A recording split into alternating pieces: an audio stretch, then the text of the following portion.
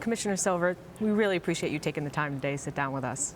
Of course. Now, yesterday, some big news with the Supreme Court striking down a federal law that prohibits sports gambling. You've been at the forefront in your support of legalized sports gambling. So what is the next move for the NBA in regards to that ruling? So the next move is to work both on a federal level to try to get Congress to adopt a national framework. That would be our preference. The NFL has said the same thing publicly, and we think there should be a common sort of framework that for all states, and then allow states to opt in or not, because of course we operate in 50 states and it concerns us a little bit to have a hodgepodge of regulations, but if that's what it's going to be, that's fine. And of course sports betting is already legal in Nevada. It's legal outside the United States in many jurisdictions, so it's not completely new to us, but I think in terms of the integrity of the league, which is paramount, we're going to have to take a fresh look at everything we do and just make sure everything's completely covered, how we disclose information, how referees are assigned. I mean, things we deal with already, but we realize there'll be even that much more scrutiny on everything that happens around the league. Well, as far as tonight,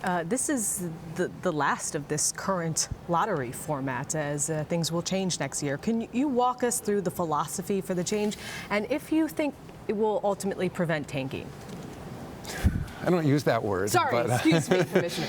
But the idea there is to disincentivize the race to the bottom.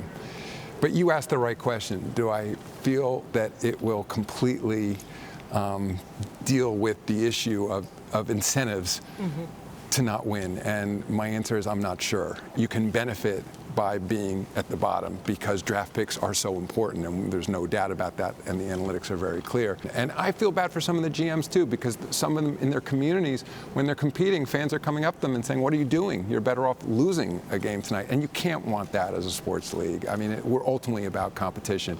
So I don't think we're all the way there. I think this change for next year will help things, but really around the margins. We still have to continue thinking about whether there are other ways to ensure that teams are fully incentivized to be competing all the time.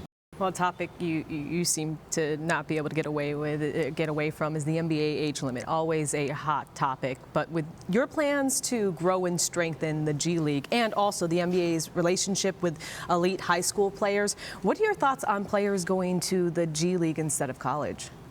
That's always been an open opportunity. I mean, we're not promoting that necessarily as better than going to college, even necessarily than better than going to college for a year. But it's hard not to respond to what the college community is telling us. And Condoleezza Rice had a commission. They just recently issued a report, and in essence they said, we don't want the one and done players anymore. We don't think it's healthy for college. We don't think it works within our system. So if what the college community is telling us is they don't want those top tier players, it's hard not to respond to that. Whether that means that we go back to 18 is something we'll consider. Whether we turn the G League into a better opportunity, potentially a higher paying opportunity to incentivize those players to play in the G League is something we'll continue to look at. Well, enjoy the night, and thank you so much for joining us. Thanks, my pleasure.